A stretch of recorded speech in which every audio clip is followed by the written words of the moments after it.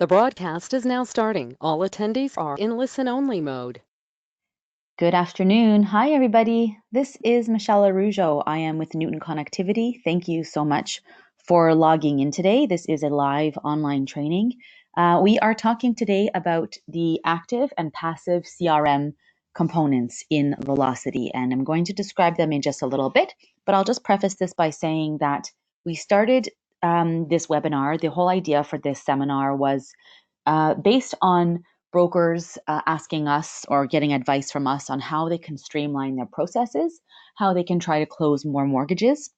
And the idea came from the Starbucks slash McDonald's model, if you will. So you might notice that no matter which city or town or province or even country you happen to be in, when you pop into a Starbucks or a McDonald's, you get the same consistent product or the same consistent results everywhere you go. And we think that you can apply that same methodology, that same principle to your mortgage business. Really want to show you ways that you can give your clients the wow factor to really make sure that you are staying in touch with your clients as much as you like or as much as you think they would like. And really making sure that you have all the tools in your arsenal and all the tools that Velocity can offer to make the process as streamlined as possible. So we do that with two components, active and passive CRM. Let's jump right in then to the two and talk about the difference. So whenever I talk about active CRM, what I'm referring to is the workflows section. So anytime I say active CRM, I just call it the active CRM because it is the piece of the CRM that actually requires some input from you. So something that you will do, either it's reminding you to make a phone call and let the client know that something has happened on their deal, or it's reminding you to send an email yourself, send a personalized email, or it's reminding you to send a text message. It's reminding you to do anything at all, really. But it is like CRM because it is trigger based. The tasks are created for you automatically when the trigger is met, but you or your assistant or somebody in your office is physically doing the thing, whatever the thing happens to be. Let's talk about some examples, okay? So what is an example of a workflow? An example of a workflow would be one day after a deal is marked approved, you remind the customer that you need his paperwork in. So the example that I have up on the screen here, I set it up as a workflow item so that anytime a deal status changes to approved, this item pops into my calendar and it reminds me, hey, this deal for Jack, remind him he has conditions outstanding. The text of the email is pre-packaged based on how I do my setup. So I don't actually have to type out the whole thing. All I do is maybe click on view deal if I need to see any details on that app, and I click send email. So I don't have to think about this. It just happens automatically. I set it up, and every time a deal hits approved, then one day later, this little task is created as something that I have to do to remind my client that I need all of their conditions. And maybe I'm going to tweak it up just a tiny bit to say conditions have to be in by no later than, and I might add the date in there. Let's talk about a different kind of example. So another example of this would be a final check-in before a deal closes. So I have this one, the trigger is set 20 days before any deal closes. This item pops into my calendar and it says, hey, this is the client, this is the deal. Remind them that the solicitor should have already been in touch. Remind them that they should get their utilities up and running. So in this case, this would only make sense. I would have this specialized specifically for my purchases, and I would have a different template that would pop up for my refis and my ETOs. So just a couple of things to get your couple of ideas to get you moving over there. And then one more thing to mention is that the way that it works right now and the way that it's going to work after our newest release. So let me just flip over into Velocity for a quick second to demonstrate this a little bit better.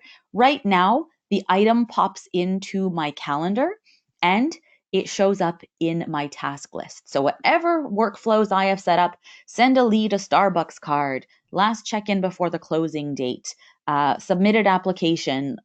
These are all items that will appear in my to-do list. And when I've done them, I will actually cross them off of my list. But to action the tasks, when in the case of an email that is ready to send, I do it from within my calendar. I click on the item in my calendar. I click the send email button. I change things up if I need to. I could say things like, hi, how's the new puppy? Or, something to personalize this message. I can add that in here. And then I start just typing a couple of letters of my client's first and last name to actually send this particular item off to them. So right now it is a calendar function.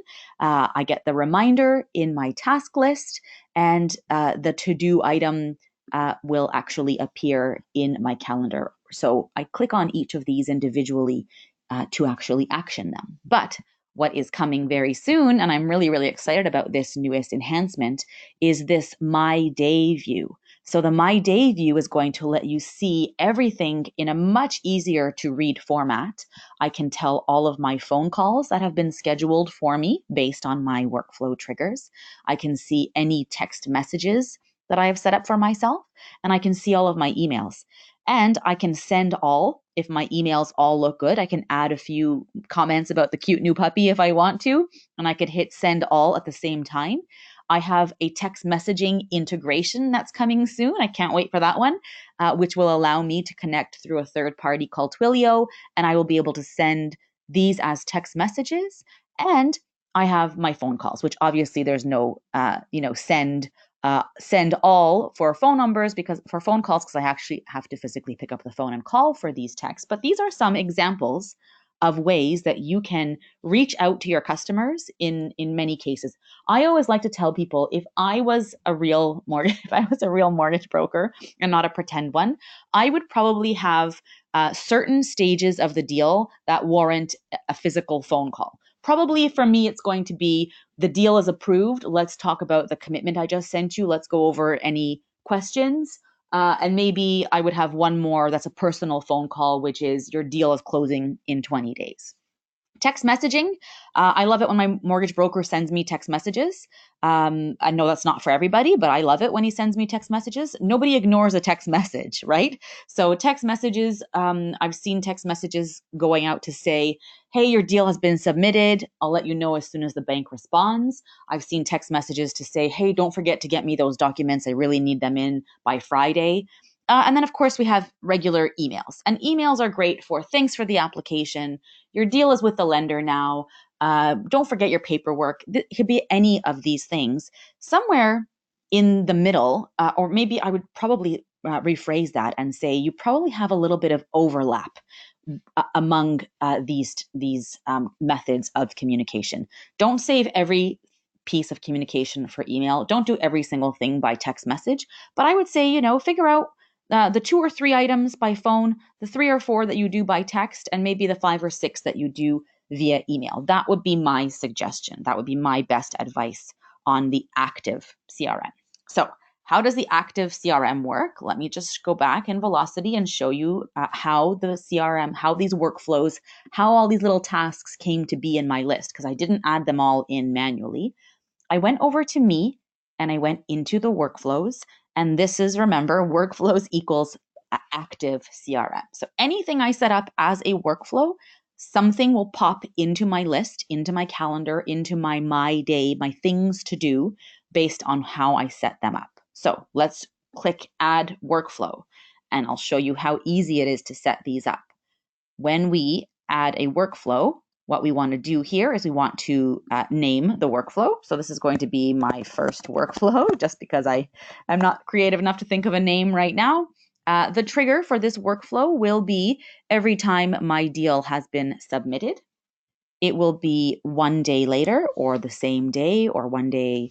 In some cases, it would be before. Like, if it was closing date, it would probably be 15 days before the closing date. So it doesn't work for this one. I can't do something 1 day before I submit, because the system doesn't know when I might submit.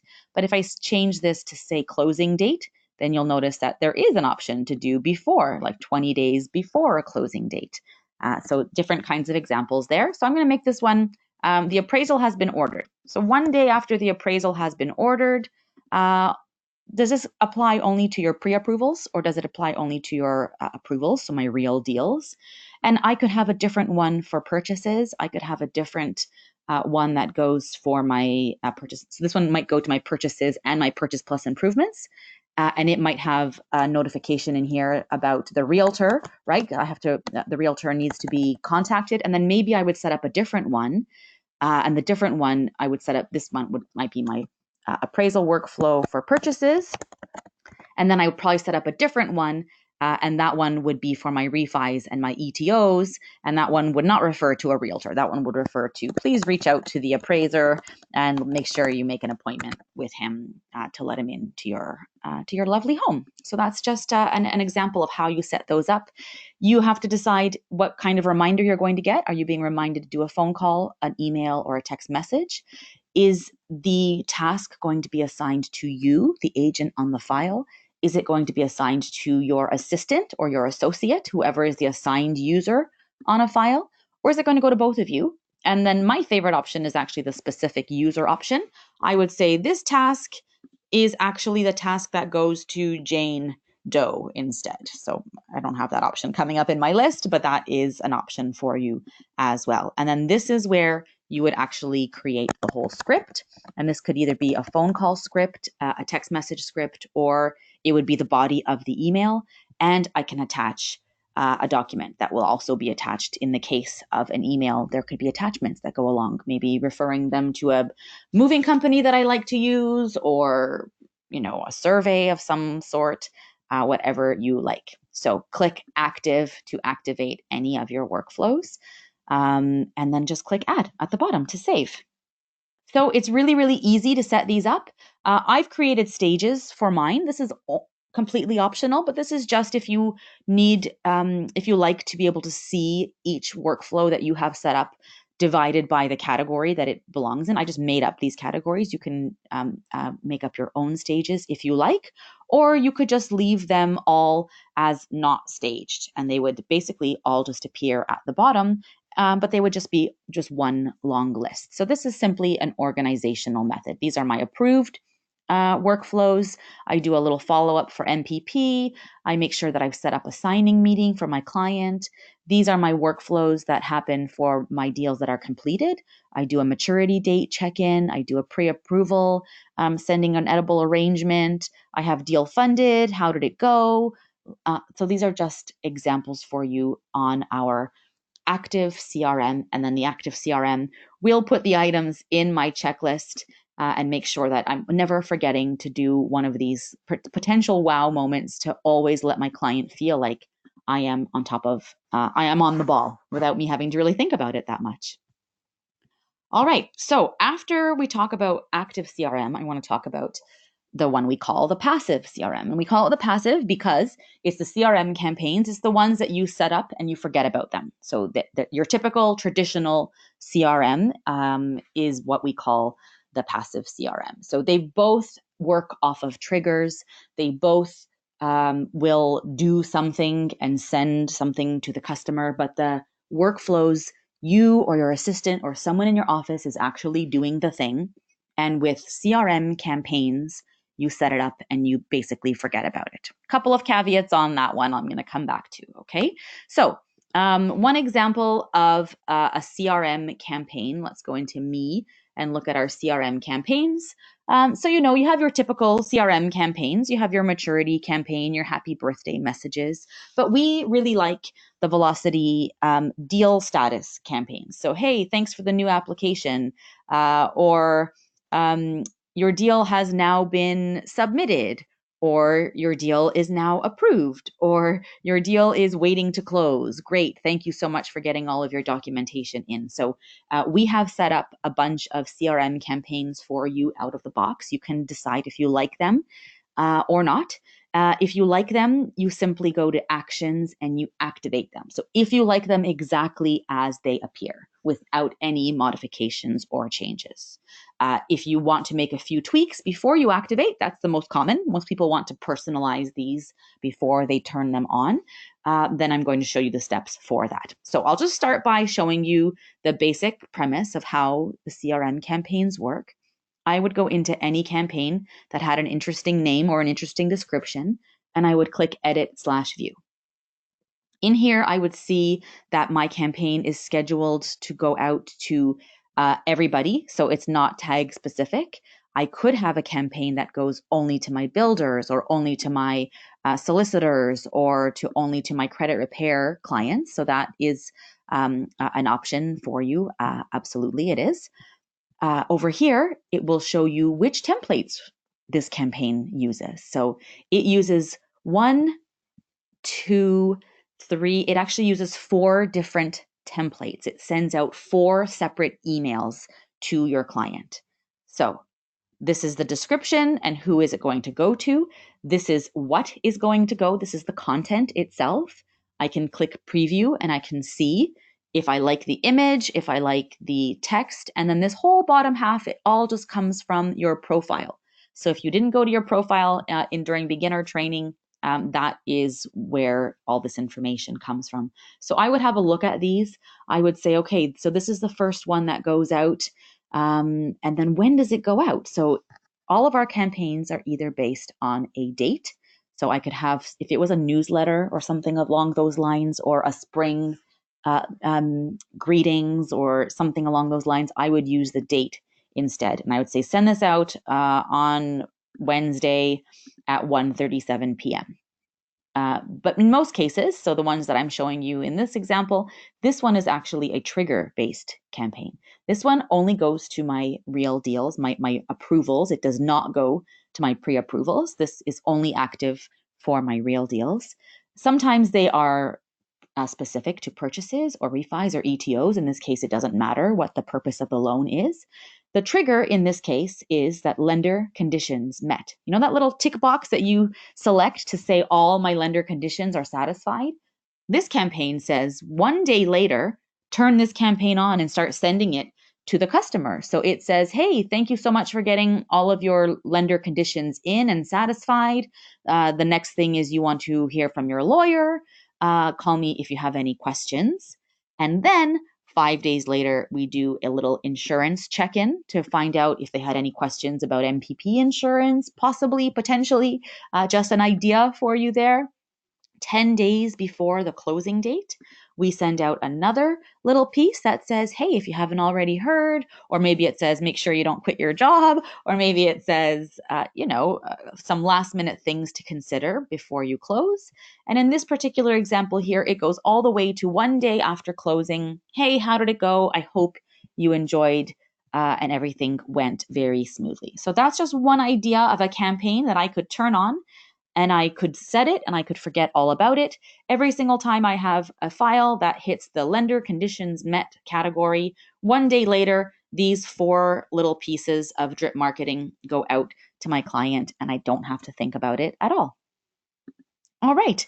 So, like I said, if you look at any of our particular campaigns and you like them exactly the way that they are, all you have to do is go to Actions and click Active.